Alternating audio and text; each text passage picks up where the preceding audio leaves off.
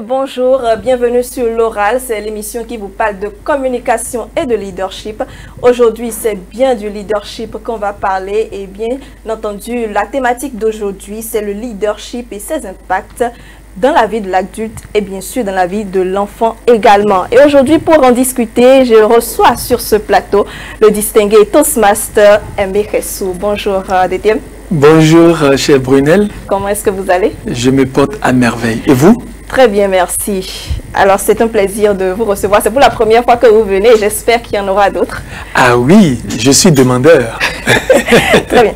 Alors, ces derniers temps, nous entendons énormément parler du leadership. Oui. En réalité, cette thématique renferme quoi?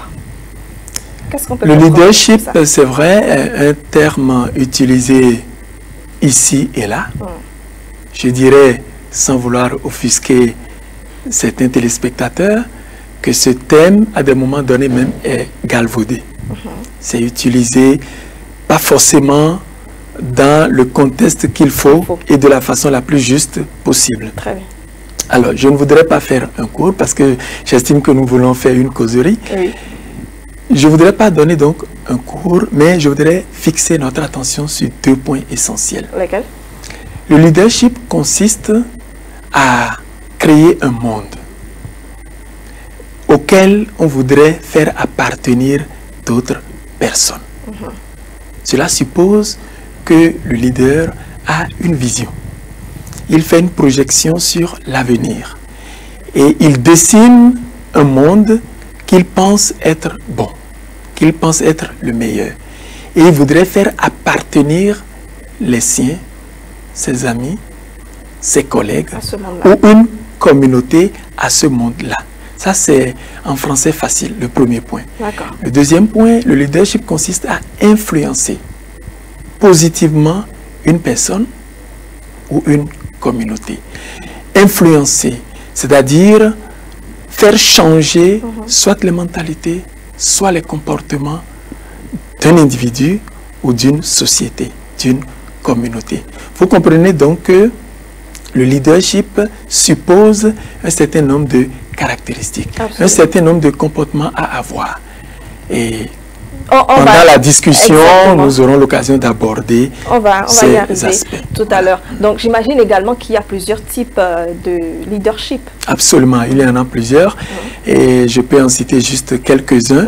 On pourrait avoir d'autres occasions pour revenir sur chaque type de leadership. Nous avons par exemple le leadership démocratique, le leadership affiliatif, il y a même le leadership autoritaire, il y a le leader coach, le leadership bureaucratique, etc., etc. Une bonne dizaine. Très bien. Voilà. Alors, donc il faut aller à la recherche de son leadership. Absolument. On n'a pas, tout le monde n'a pas le même type de leadership. Tout le monde n'a pas le même type de leadership. Ça peut varier suivant votre éducation, suivant le milieu dans lequel vous vivez et suivant ce qui est intrinsèque à vous. Vous savez, vous pouvez être né du même ventre et ne pas développer les mêmes caractères. Absolument. Nous sommes des jumeaux, vous êtes introverti, je suis extraverti. Vous voyez déjà que nous n'aurons pas les mêmes façons de penser, les mêmes façons d'agir, d'appréhender les choses ou de faire les choses. Donc chacun a son style de leadership et il est important que chacun sache quel est son style de leadership. Mais comment y arriver? Justement, comment y arriver? Comment y arriver? Il y a plusieurs façons d'y arriver.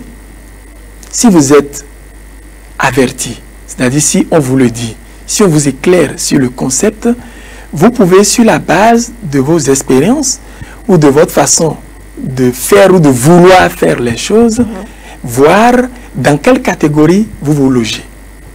Cela suppose que vous soyez accompagné par quelqu'un qui s'y connaît.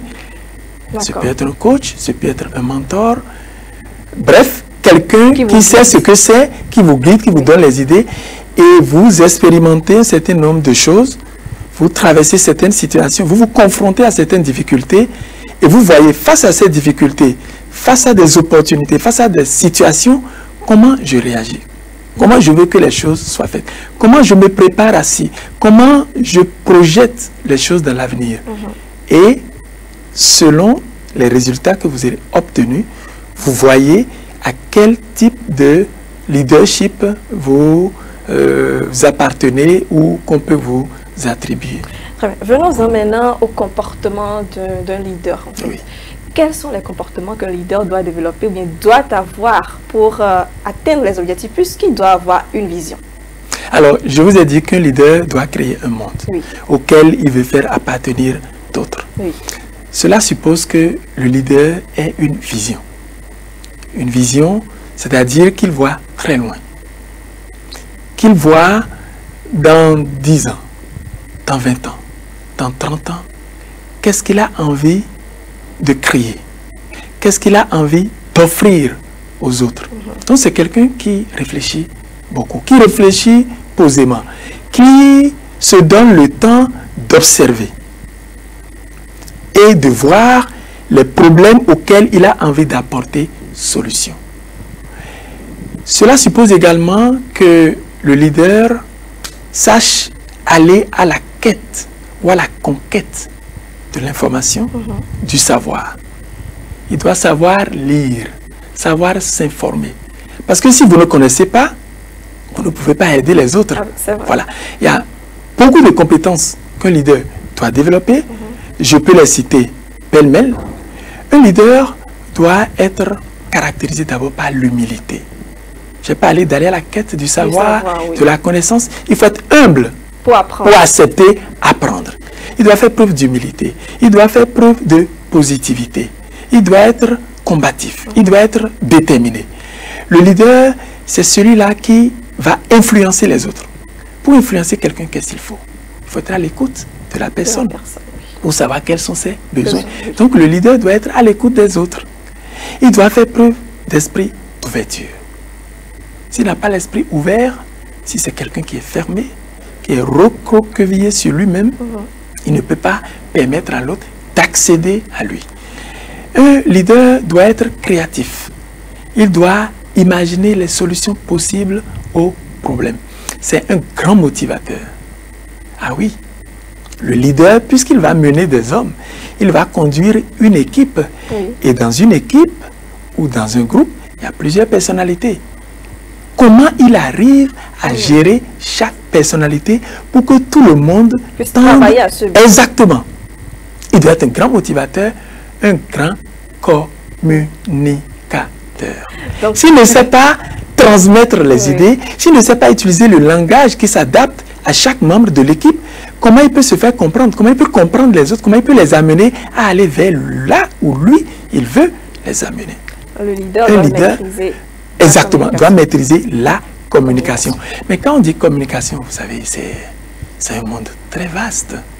Le peu que je peux en dire est que le leader qui est à l'écoute, c'est détecter les besoins. Mais le leader qui doit communiquer doit apprendre aussi à utiliser les mots justes. Pour quel contexte je dois utiliser tel ou tel mot. Il doit connaître la subtilité des choses. Il doit connaître le sens des mots. Et puisque c'est quelqu'un qui est humble, il ne peut pas tout connaître. S'il ne connaît pas, il cherche à savoir. Bref, il y a une panoplie, une flopée de compétences que le leader doit développer pour influencer son entourage, pour influencer quelqu'un et l'amener ou amener une communauté à atteindre le but qu'il s'est fixé, la vision qu'il s'est donnée. Il doit être communicateur, par exemple, pour d'abord faire partager cette vision à l'équipe. Pouvoir faire comprendre. Exactement. Si je travaille dans une entreprise et que je ne me sens pas appartenir à l'entreprise, mais comment je peux travailler à faire prospérer cette entreprise? D'où le leader doit être dans une position qui amène les autres vers le haut. Il doit servir de coach. Il doit savoir pousser les autres. Il doit savoir amener les autres à découvrir le talent qui sommeille ou les talents qui sommeillent en eux. C'est quelqu'un qui doit savoir valoriser chaque membre de son équipe. D'habitude, c'est quand on grandit qu'on cherche vraiment à savoir de quel leadership je suis et autres. Mais quelle est la part en fait des parents dans cet apprentissage? Est-ce qu'il faut inculquer déjà à l'enfant dès sa tendre jeunesse donc ces compétences ou bien cette assertion à cette compétence-là pour y arriver lorsqu'on est adulte? J'ai appris le leadership beaucoup plus à Toastmasters. Et j'ai compris au bout de ce long apprentissage que chacun doit connaître son type de leadership. Ceux qui ne le savent pas, on doit les aider à le savoir pour leur permettre d'aider les autres. Les parents peuvent ne pas connaître quel est leur type de leadership. Donc les parents aussi ont besoin d'être accompagnés. Ça suppose un genre de programme élargi. Je ne sais pas comment cela peut se faire.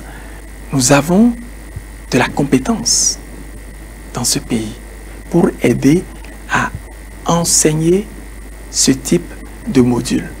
Je pense que les adultes peuvent être aidés à travers plusieurs mécanismes pour savoir ce que c'est, pour le développer, pour le pratiquer. Nous avons aussi un vaste champ inexploré. Les écoles. Si un jour Dieu me donne la chance d'être président de la République, j'allais dire, c'est peut-être prétentieux, mais c'est aussi un rêve.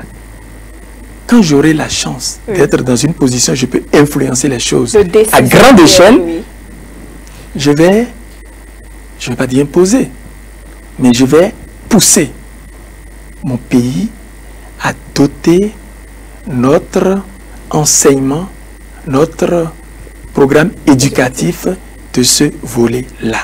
Qu'est-ce que je veux dire?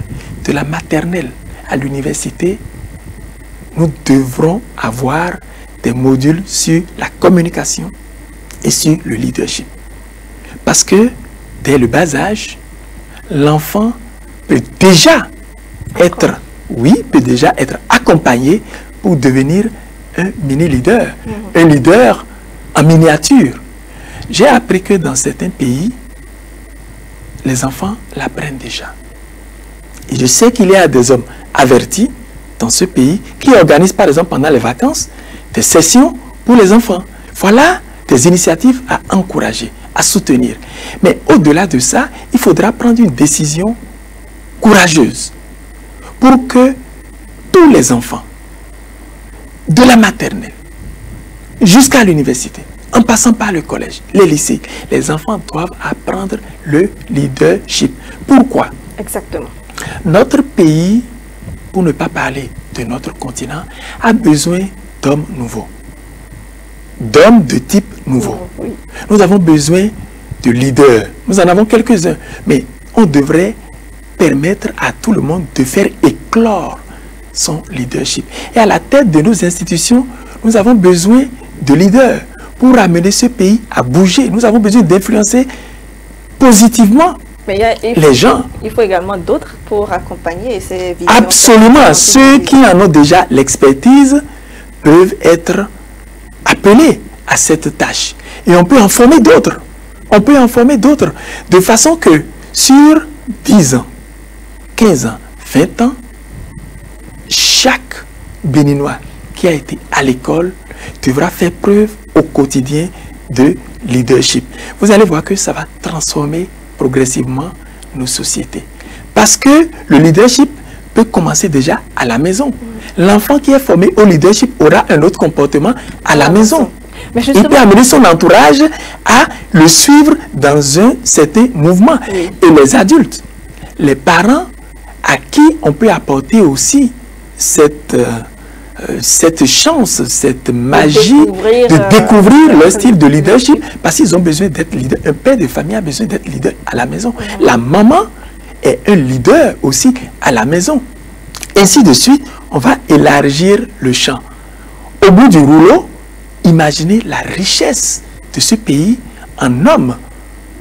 Et dans nos institutions, dans nos administrations, nous avons besoin que les unités, les divisions, les sections, les services, les départements, les ministères, etc., soient gérés avec du leadership. Parce que là où le leadership éclot, vous sentez qu'il y a de la motivation. Et un homme motivé, c'est le résultat que vous attendez de lui et plus. Un homme motivé va faire A, B, C, D que vous lui avez confié et chercher à faire EF. Exactement. Mais dans le cas contraire, celui qui est démotivé Vous lui confiez 3 tâches, il en fait une, ou il en fait l'activité à moitié, et il se dit, advienne que pourra. Cela suppose que nous avons un travail à faire. Aujourd'hui, cela ne s'enseigne pas. Cela a besoin d'être enseigné partout. Voilà. Alors, est-ce que laisser l'enfant faire preuve de leadership, ce n'est pas finalement lui donner un peu trop d'autorité? Non. Cela équivaudrait à dire que leadership égale autorité. Non, pas du tout. Je vous ai dit qu'il y a plusieurs styles de leadership. Mais l'enfant à qui vous apprenez à prendre des responsabilités, parce que être leader aussi, c'est prendre des responsabilités. L'enfant à qui vous apprenez à prendre des responsabilités à la maison, mais vous formez un citoyen responsable de demain. Il sait que le matin, quand il se lève, il doit s'occuper de lui-même, il doit s'occuper de la maison, il doit s'occuper de ses frères, il doit s'occuper de papa et de maman. Il doit aider papa et maman à la maison. Parce que le leader, c'est aussi de l'altruisme. C'est aussi le don de soi. C'est l'esprit de sacrifice. C'est l'accomplissement de son travail comme cela se doit. C'est la recherche de l'excellence. Vous allez me dire qu'on ne peut pas apprendre à un enfant à rechercher l'excellence. Bien sûr. Absolument. Cela va lui permettre déjà d'être très bon à l'école ou de faire bien le travail qu'on lui confie. Dès le bas âge, l'enfant à qui on apprend le leadership, mais il est capable de faire éclore ses talents très tôt. Et vous l'accompagnez simplement pour devenir une étoile qui va briller de 1000 éclats dans le firmament de l'humanité. C'est pourquoi j'encouragerai, je suis volontaire pour accompagner des projets qui vont consister à amener nos enfants à acquérir le leadership dès le bas âge. Et à grandir avec, pour que notre pays soit transformé, pour que notre continent soit transformé, et ainsi de suite. Alors, je voudrais quand même vous poser la question de savoir, la personne qui n'a pas vraiment réussi à découvrir son type de leadership, est-ce qu'elle doit s'affoler? Non, pas du tout. Parce qu'il n'est jamais trop tard pour découvrir qui on est. À 70 ans, vous pouvez nourrir de nouveaux rêves. À 80 ans, vous pouvez espérer changer le monde. Mais à 3 ans déjà, vous pouvez rêver, faire des choses extraordinaires dans votre vie. Donc, à tout âge, on peut découvrir son style de leadership, l'affiner, le travailler, le polir, l'astiquer, pour faire éclore les talents qui ont sommeillé en soi depuis très longtemps. Il n'y a pas d'âge. Maintenant que nous sommes en train d'en parler, ceux qui nous suivent vont prendre conscience. Ça va faire tilt dans leur tête. Ils vont chercher à savoir exactement. Donc vous faites œuvre utile. Hein? Merci beaucoup. Et si je n'en ai pas du tout, en fait, est-ce qu'on doit avoir vraiment du leadership? Chacun peut être leader. Oui. Chacun est leader. D'accord. Mais vous n'avez peut-être pas l'occasion de faire briller votre leadership. C'est tout.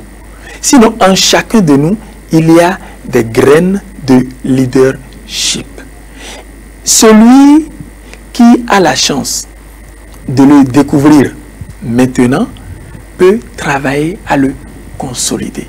Parce que nous avons besoin que ce soit en famille, que ce soit dans nos entreprises, parce que le chef d'entreprise peut faire rêver ses employés. Oui.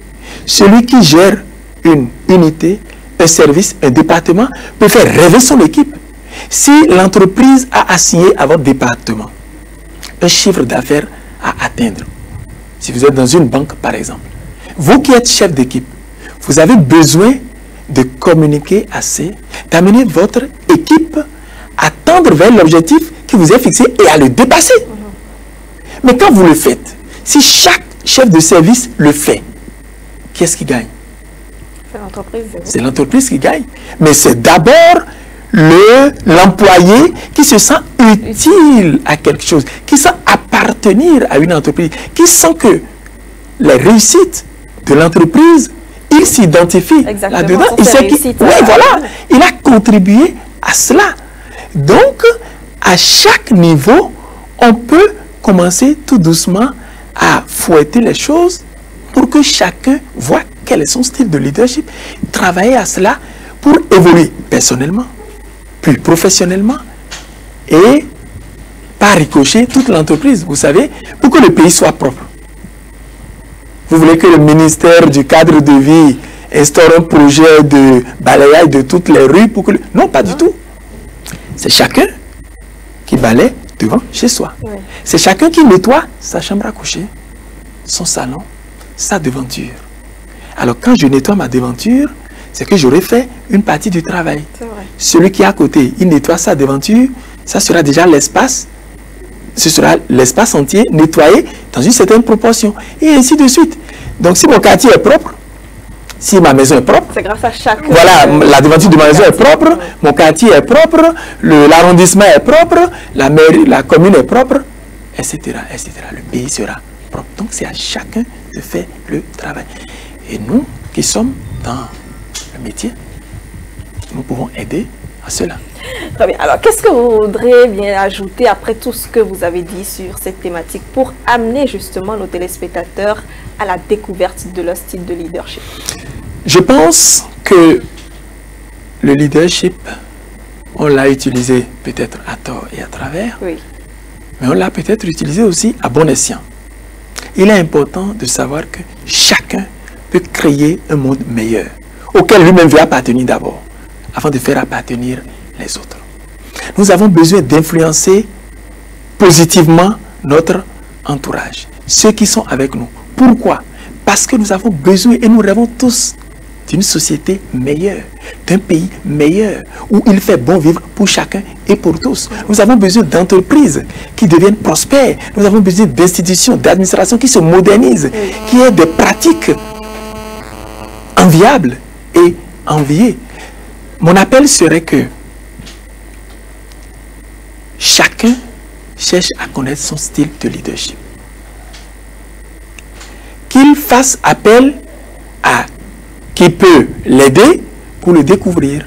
Mais une fois que vous découvrez votre style de leadership, parce que cela dépend de vos connaissances, de vos aptitudes, de vos expériences, de votre entourage, il faut maintenant faire briller son leadership. Et plus encore, les femmes et les enfants. Nous sommes dans le mois dédié à la promotion des droits de la femme. Le 8 mars est passé il n'y a pas longtemps. Nous avons des femmes leaders dans ce pays. Et pas plus tard qu'hier, j'ai eu la chance de participer à une cérémonie où on a célébré le leadership féminin. Les femmes ont tellement de choses à vendre, tellement de talent, tellement de potentiel à faire éclore. Vous, femmes, soyez leaders. Agissez maintenant pour influencer positivement votre entourage, pour influencer vos enfants, votre mari, votre famille, votre structure et le pays. Les enfants ont besoin très tôt, même à 1 an déjà. On peut apprendre à un enfant à faire un certain nombre de choses et on va l'aider. Comme les jeunes pousses qu'il faut arroser pour les faire grandir. Donc les enfants très tôt vont devenir des citoyens modèles. Imaginez que tous les Béninois soient des leaders. C'est que l'Afrique a changé. Absolument. Parce que nous interagissons avec les autres que nous allons influencer positivement. Et l'Afrique peut influencer le monde. Et le monde va changer. Ce n'est pas idéaliste. Non, c'est possible. Il suffit de commencer par un premier pas. Un voyage de 10 000 km commence par un pas. Un pas d'à peine 20 cm. Pourquoi pas? On peut commencer petitement. Mais l'essentiel, c'est d'être déterminé. Parce que le leader aussi, c'est ça. Être déterminé. Avoir la vision et marcher vers. Merci beaucoup, DTM Ressou. Mais je voudrais quand même qu'on résume en quelques points les étapes à suivre pour y arriver. D'abord, il faut faire une introspection. Analyser sa propre vie. Analyser ses potentiels, ses forces, ses faiblesses. Voir ce qu'on est capable de faire. Voir ce qu'on fait avec plaisir, avec passion. Pour découvrir dans quel domaine l'on peut faire éclore son leadership. On peut se faire aider, se faire mentorer, se faire coacher. Et dès lors qu'on a découvert son style de leadership, il faut travailler à le rendre effectif. Et quand vous déployez votre leadership, sachez que vous êtes en train d'influencer votre entourage. Et progressivement, vous allez vous distinguer. Mais le leader, ce n'est pas le one-man show. Il fait tout pour lui seul, non. Parce que l'humilité va le guider à aider les autres, à motiver les autres à progresser aussi, à amener les autres à aller vers l'avant. Nous aurons l'occasion de voir comment on peut rester derrière et pousser les autres. Ou rester au centre pour amener les autres à aller de l'avant. Ou rester devant pour montrer le chemin. Il y en a de toutes sortes. De toutes les sortes. Merci beaucoup, DTM. C'était un plaisir. C'est un plaisir également. Et je voudrais vous dire que vous faites œuvre utile.